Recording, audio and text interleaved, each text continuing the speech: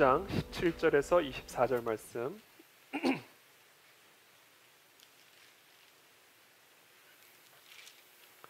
생명보다 사명인 교회란 제목으로 함께 말씀을 나누겠습니다. 사도행전 20장 17절에서 24절 저부터 읽겠습니다. 바울이 밀레도에서 사람을 에베소로 보내어 교회 장로들을 청하니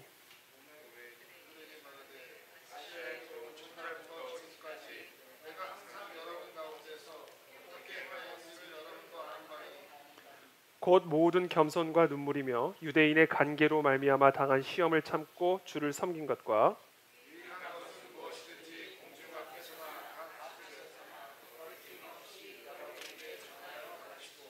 유대인과 헬라인들에게 하나님께 대한 회개와 우리 주 예수 그리스도께 대한 믿음을 증언한 것이라.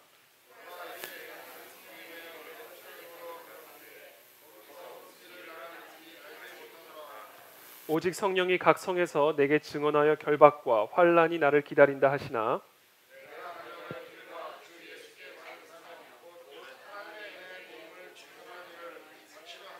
나의 생명조차 조금도 귀한 것으로 여기지 아니하노라.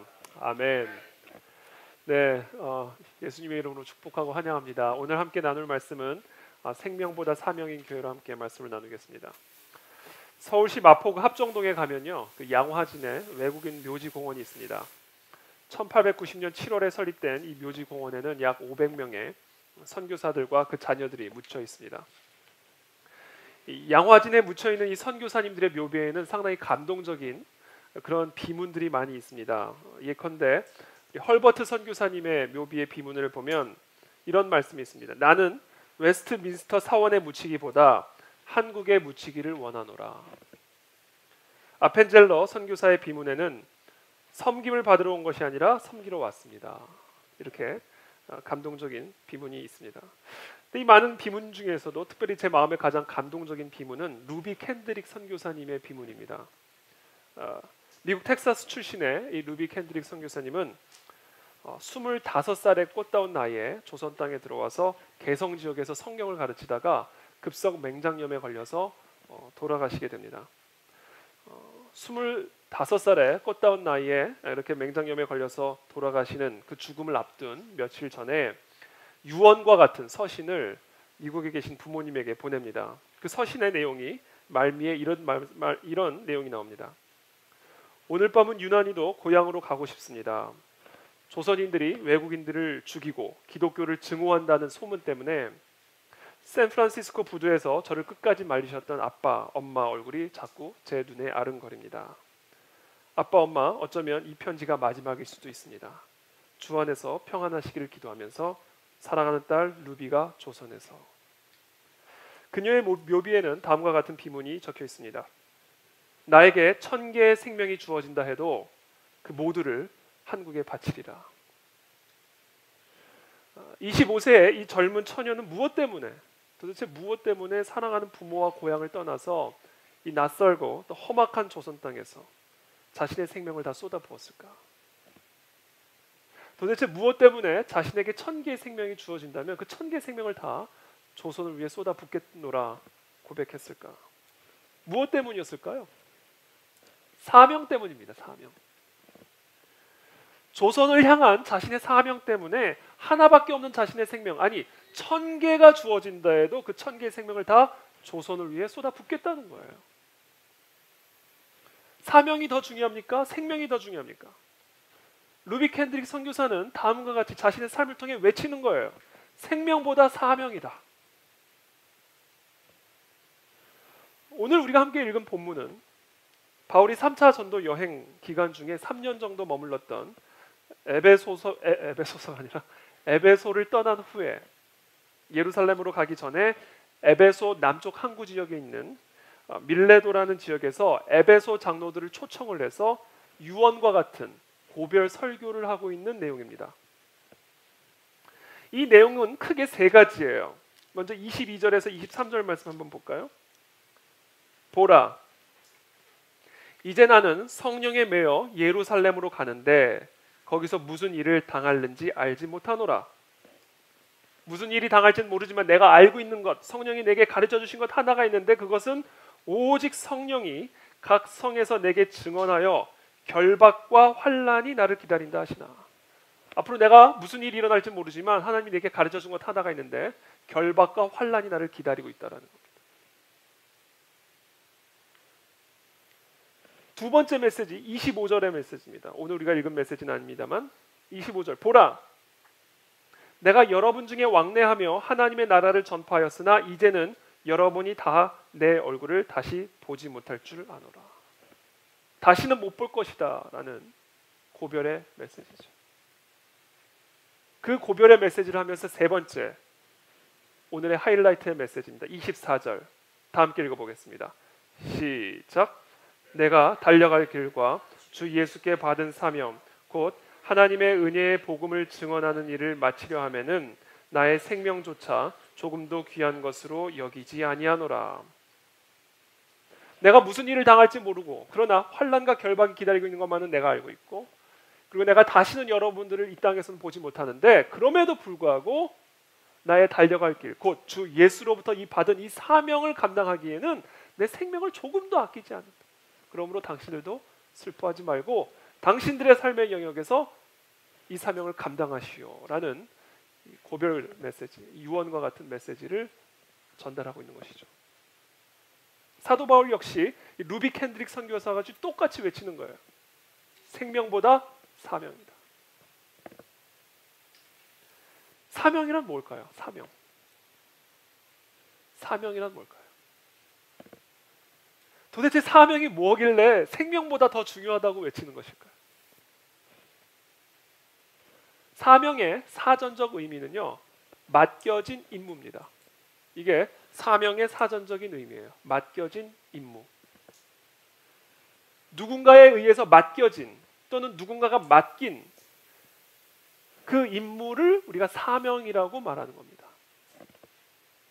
그렇기 때문에 사명의 가치는 그 사명이 무엇인가에 의해 결정되는 게 아니에요. 누가 그 임무를 맡겼느냐에 따라 그 사명의 가치가 결정이 되는 겁니다. 똑같은 임무라도요, 그 임무를 맡긴 자가 누구냐에 따라 그 사명의 가치, 임무의 가치는 완전히 달라진다. 올해 초에 제가 대통령으로부터 선물을 받았습니다. 할렐루야. 신년 선물을 받았어요. 쌀과 또 여러 잡곡들이었어요. 우리 집을 방문하는 분들을 위해서 마치 장식품처럼 쌀을 거실 한복판에 두고 오시는 분들마다 이 쌀로 말할 것 같으면 올해 초에 대통령이 나한테 주신 선물입니다. 소개를 하죠. 그런데 너무 쌀은 먹어야 되는데 가만히 장식품 줬으니까 이게 썩을 것 같은 거예요. 그래서 명절날 온 친척들을 다 불러 모아다가 이 쌀의 출처를 명확하게 밝힌 후에 그냥 함께 다 밥을 지어서 먹었습니다. 근데 그날따라 우리 친척분들도 밥을 되게 이렇게 푹푹 퍼서 드시는 게 아니라 아주 되게 품격 있게 마치 대통령과 함께 식사를 하는 듯이 이렇게 식사를 하셨습니다.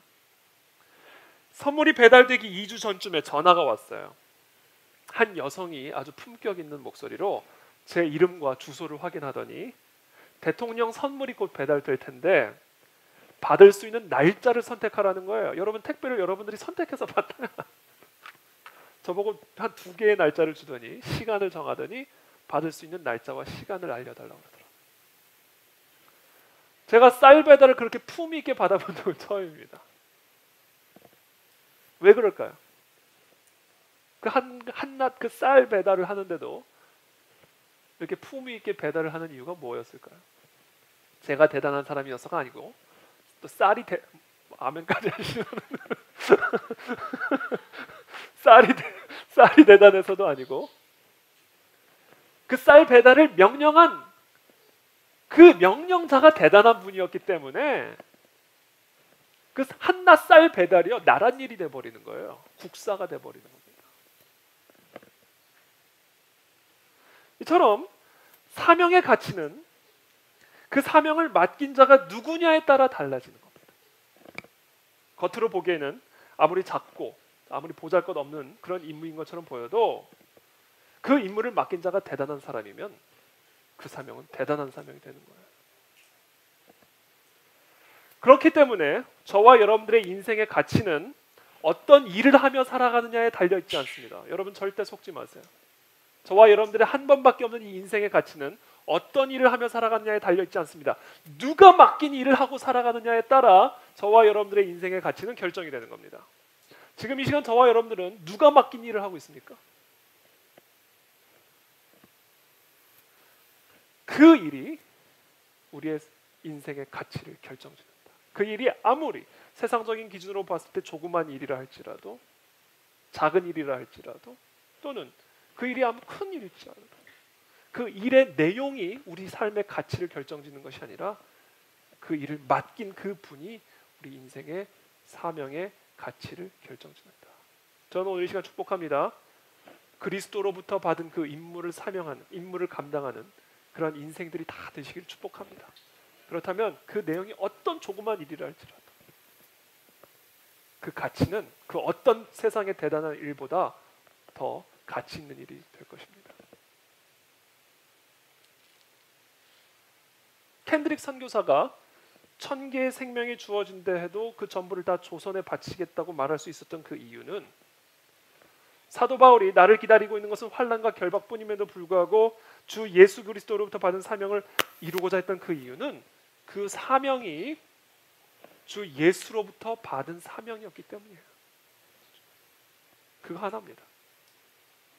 주 예수로부터 받은 사명을 이루기 위해서 1000개의 생명도 아깝지 않다.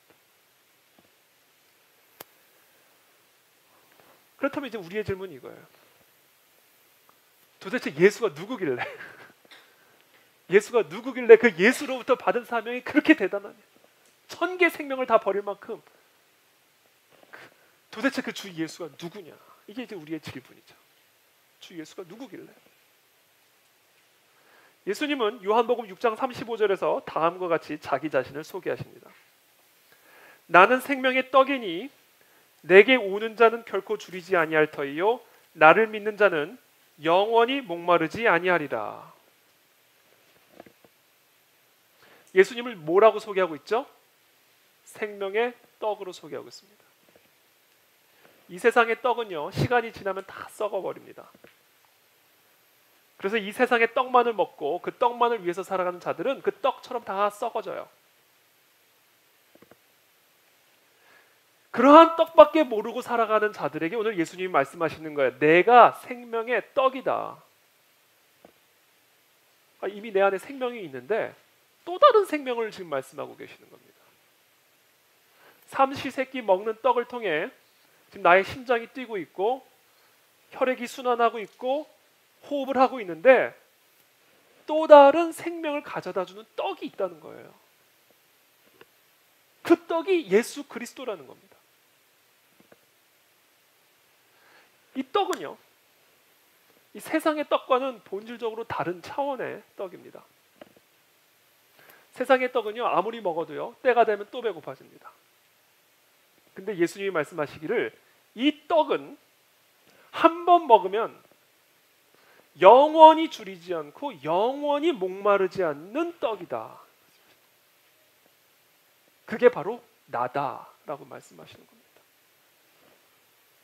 여기서 영원함이라는 것은요, 시간적인 길이를 의미하는 게 아니에요. 그것만을 의미하는 것이 아닙니다.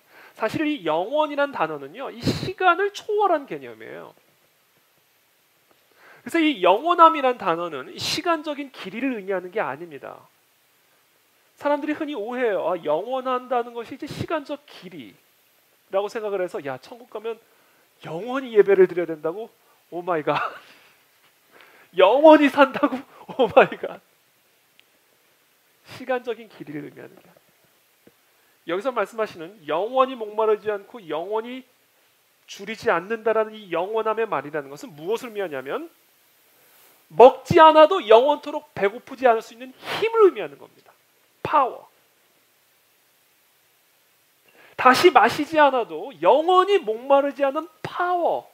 그 파워가 이 생명의 떡, 내 안에 있다라는 겁니다. 모든 죄의 사슬을 끊어내고 우리 안에 의로운 삶을 불어넣을 수 있는 파워가 있다.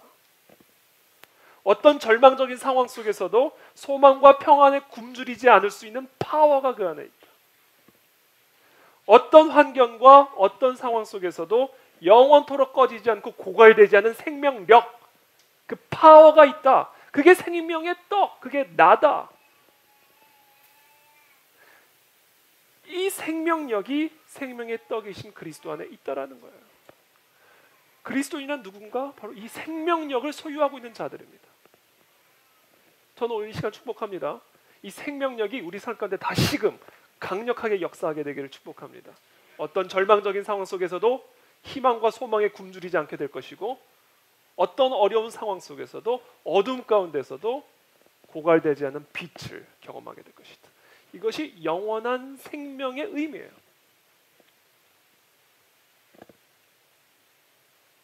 자, 이 생명력을 한번 경험한 사람들이요, 가장 나타나는 아주 대표적인 증상이 있습니다. 이 생명의 떡을 한번 경험.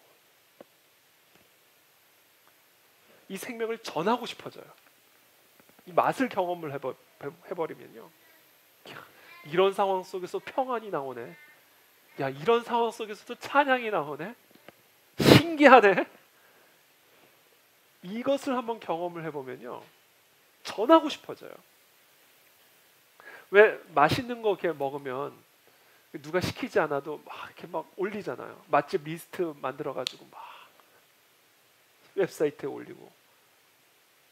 이게 맛있는 걸 먹으면요, 누가 시키지 않아도 스스로가 홍보 대사가 됩니다. 야, 그 집에 한번 꼭 가봐. 이 생명의 떡을 한 번만 보면 그렇게 된다는 거예요.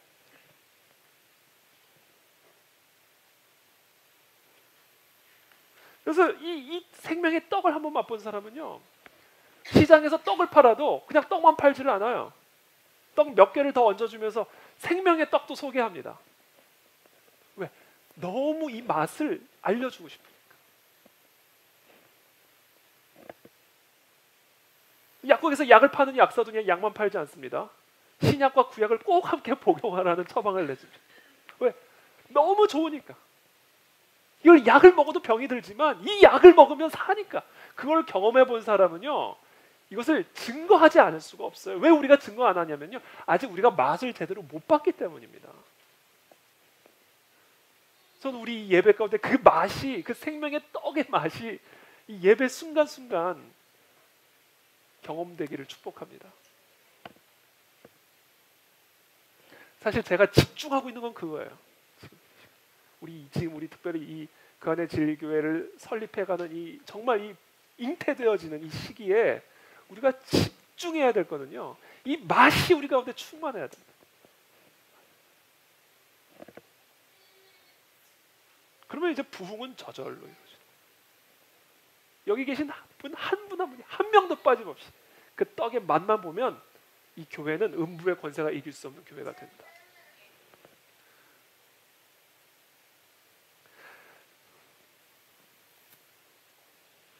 그래서 지금 사도 바울은요, 이거 막 억지로 끌려가는 게 아니에요.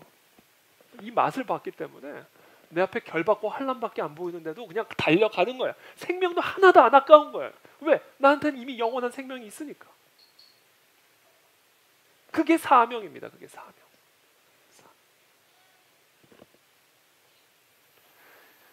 이와 같은 사명을 감당하는 데 있어서 하나님께서 우리 모두에게 주신 아주 중요한 선물이 있어요. 그게 뭐냐면 바로 직업입니다. 직업. 일. 세상 일 있잖아요. 하나님께서 이 세상 속에서 이 생명의 떡을 증언하고 증거하는 이 사명자의 삶을 살아가기 위해서 우리에게 주신 가장 중요한 선물 중에 하나가 바로 직업이에요. 일. 직업을 의미하는 영어 단어 가운데 vocation이라고 있죠. vocation. 이 O하고 A 이 한 끗 차이가 완전히 다른 vocation이라는 단어가 있습니다. 이 vocation의 어원은 라틴어 단어 vocale입니다. vocale가 무엇을 의미하는지 아세요? vocale. 명령하다라는 거예요. 부르다라는 겁니다. 그게 직업이에요. vocation. 어떤 누군가가 특정한 일을 명령하고 그 명령을 받은 사람은 자신을 위해서가 아니라 그 명령을 한 그분을 위해서 일을 하는 것. 이것이 바로 vocation의 어원적 의미입니다. 그래서 개인적인 이해를 초월해서 어떤 존재를 섬기는 사명의 의미가 이 vocation에 담겨져 있는 거예요. 그래서 종교개혁자 마틴 루터나 존 칼빈은 이런 수도사나 목회자 같은 성직뿐만 아니라 이 세속적인 이 모든 일들, 선생님이라든지 회사원이라든지 변호사, 약사, 경영인, 배우, 이 모든 일들을 포함해서 모든 노동은 하나님이 주신 사명이라고 생각을 했어요. 목사와 똑같은 성직이라고 생각을 했습니다. 그래서 마틴 루터가 뭐라고 얘기하냐면 이렇게 얘기해요. 우리가 일을 하는 순간 우리 모두는 하나님의 손가락이 된다. 이렇게. 우리가 일을 하는 순간 우리의 일이 하나님의 손가락이 된다. 우리가 날마다 일용할 양식을 누릴 수 있는 이유는 이 땅의 농부와 빵 굽는 기술자, 구멍가게 주인, 웹사이트 프로그래머, 트럭 운전기사를 포함해서 식탁에 음식이 도착하기까지 힘을 보태는 그 수많은 사람들을 통해 그들의 노동이 있었기 때문에 우리가 식사가 가능한 겁니다. 지금 우리가 이 예배를 드린 데도 있어서도 마찬가지예요. 카메라, 오디오, 악기, 찬양 인도하시는 분, 이 모든 것들을 다 옮기는 분들, 설교를 준비하는 사람, 이 모든 것 노동들이 협력을 해서 이 예배가 가능해지는 겁니다. 그래서 우리가 드려지는 이 예배는 그 예배를 섬기기 위해서 곳곳에서 수고하는 그 모든 사람들의 노동이 하나님의 손가락이라는 겁니다. 그래서 그 노동을 우리가 제대로 감당을 해야 됩니다. 안 그러면 하나님의 손가락이 부러져 버려요. 하나님의 손가락. 성실하게 감당해야 됩니다.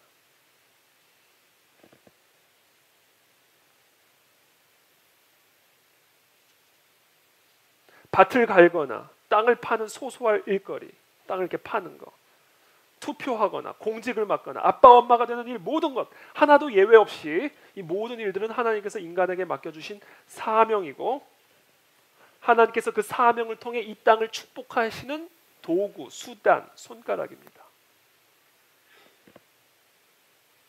그래서 마틴 루터가 이렇게 얘기했어요. 아주 소박하고 초라하기 그지없는 어린 소녀가 시골 농장에서 소젖을 짜고 있다고 가정을 해봅시다. 마틴 루터가 이렇게 얘기했습니다. 하나님은 소젖 짜는 여자아이의 일을 통해 친히 우유를 짜내고 계신다. 하나님이 소젖 짤 수는 없잖아요. 그러니까 소녀를 통해 소젖을 짜서 우리 어린 해주 아이들에게 먹이신다. 누구를 통해? 그 소녀를 통해. 그래서 그 소녀는 지금 누구 일을 하는 거예요? 하나님의 일을 하고 있는 거예요. 그러므로 소젖을 대충 짜야 돼요? 생명 걸고 짜야 되는 거예요. 하나님이 명령하신 겁니다. 루비 캔들이 1000개의 생명이 있다면 그 모든 것들을 다 조선을 위해 바치겠다고 했던 것처럼 하나님께서 내게 맡겨주신 그 일을 생명을 걸고 감당할 때 그 일을 통해 하나님의 축복이 우리 가운데 임한다. 자, 이와 같이 우리의 직업으로 하나님의 사명을 감당하기 위해서 반드시 필요한 것이 있는데 우리에게 맡겨주신 그 일을 가지고 하나님의 이 사명을 감당할 때 우리에게 반드시 필요한 것이 있는데 그게 바로 능숙함입니다. 능숙함. 왜? 하나님의 일이니까. 그 일을 끝까지 하는 것도 중요하고 열심히 하는 것도 중요한데요. 그보다 더 중요한 건 제대로 해내야 됩니다. 제대로. 능숙해야 돼요. 하나님 일을 한다고 다가 아니에요. 제대로 해야 됩니다. 그걸 이제 프로페셔널리즘이라고 하죠. 20세기 영국의 대표적 작가였던 도로시 세이어스가 이렇게 말했습니다. 교회가 총명한 목수에게 가르치는 것을 보면 보통은 취하도록 술을 들이키지 말고 여유 시간에 망나니 짓을 하지 않으며 주일마다 꼬박꼬박 예배 출석하라고 타이르는 게 고작이다. 하지만 교회가 해줘야 할 이야기는 따로 있다. 신앙을 쫓아 살려면 무엇보다 훌륭한 테이블을 만드는 게 우선이라고 가르쳐야 된다. 그 테이블을 만드는 게 하나님이 명령한 하나님의 일이기 때문에 그래요. 1989년 2월 24일에 뉴질랜드로 가는 유나이티드 에어라인 항공기가 호놀룰루 공항을 이륙하자마자 화물칸 앞문이 떨어져 나가버렸어. 이 화물칸 앞문이 떨어져 나가면서 9명의 승객이 즉시로 빨려나가가지고 죽게 됩니다. 지금 비행기가 막 요동을 치는 거예요. 게다가 파편이 엔진으로 빨려 들어가가지고요, 이 비행기가 언제 추락할지 모르는 그런 절대절명의 위기를 경험하게 된 겁니다. 이때 이 비행기 기장이 데이빗 크로닌이라는 기장이었는데, 비행기가 파편이 엔진에 들어와가지고 언제 이 비행기가 꼬꾸라질지 모르는 이런 상황 속에서 정말 하나님의 기적 같은 은혜로 무사히 착륙을 해가지고 나머지 모든 승객들이 안전하게 탈출할 수가 있었습니다. 그래서 이 사고가 난 직후에 기자가 이 데이빗 크로닌한테 다가가가지고 도대체 어떻게 이 기적 같은 비상 착륙이 가능할 수 있었습니까? 그랬더니 크로닌이 이렇게 얘기를 했대요. 아주 짧게 기도하고 제 일에 집중했습니다. 이렇게 얘기합니다.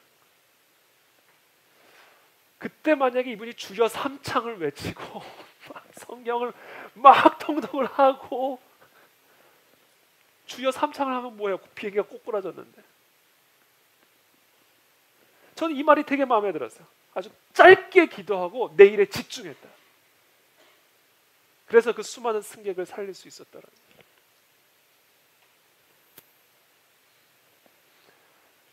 주께서 우리에게 맡기신 사명을 아주 능숙하게 감당해야만 우리의 일과 직업을 통해 하나님의 생명을 증언할 수 있고 하나님의 손가락이 되어드릴 수 있다라는 겁니다.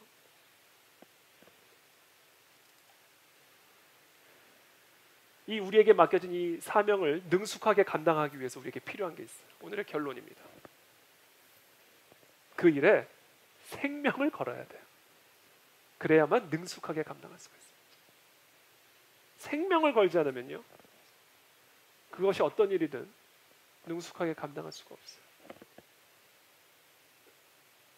생명을 걸어도 안 죽어요.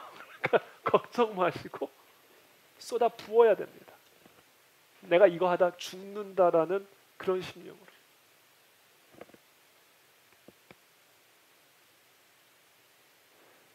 그리스도께서 십자가에서 우리를 위해서 생명을 쏟아 부으셨기 때문에 우리가 영원한 생명을 누리게 된 것처럼, 주 예수께서 받은 사명을 감당하기 위해서는 우리 역시 우리의 생명을 쏟아 부어야 됩니다. 그래서 사도 바울이 고백하는 거예요. 내가 달려갈 길과 주 예수께 받은 사명 곧 하나님의 은혜의 복음을 증언한 일을 마치려 하면은 나의 생명조차 조금도 귀한 것으로 여기지 아니하노라. 여러분, 이제 우리에게는 이미 영원한 생명이 주어졌습니다. 그렇기 때문에 우리의 생명은 더 이상 아낄 필요가 없는 거예요.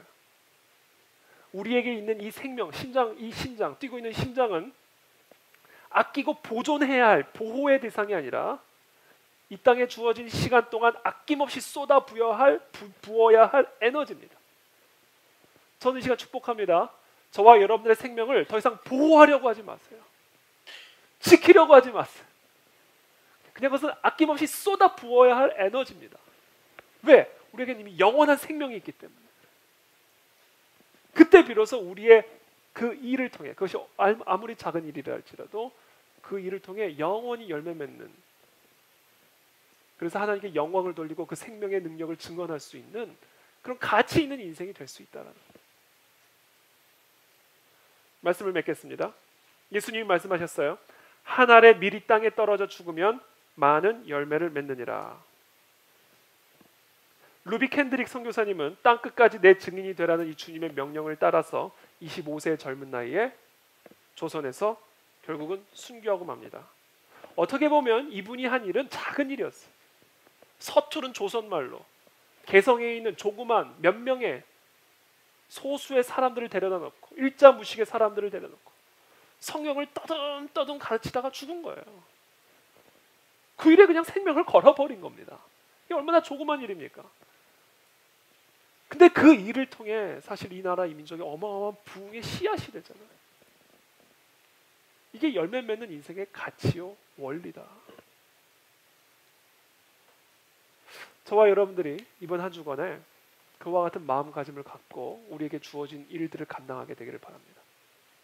생명을 걸고 루비 캔들에게 했던 것과 같이 그 일이 아무리 작은 일처럼 보여도 예배를 섬기는 일에서부터 저와 여러분들의 직장일, 아이들을 키우는 일, 가정일, 이 모든 일에 있어서 이 일은 하나님께서 내게 주신 사명이다.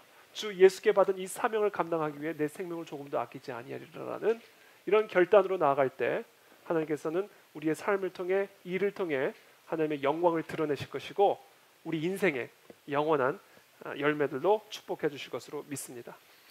오늘 이 시간 함께 기도하며 나가겠습니다.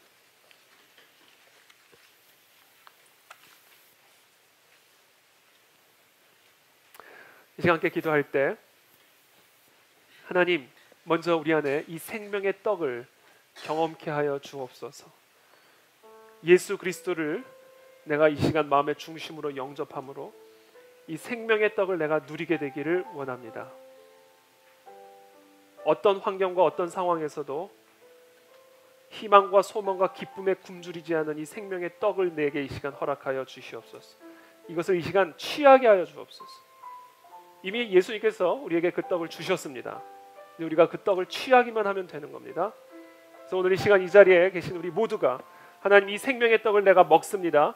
이 시간 이 영원한 하나님의 은혜와 능력으로 이 시간 나를 기름 부어 주옵소서. 이제 함께 주 앞에 기도하며 나아가겠습니다. 할렐루야.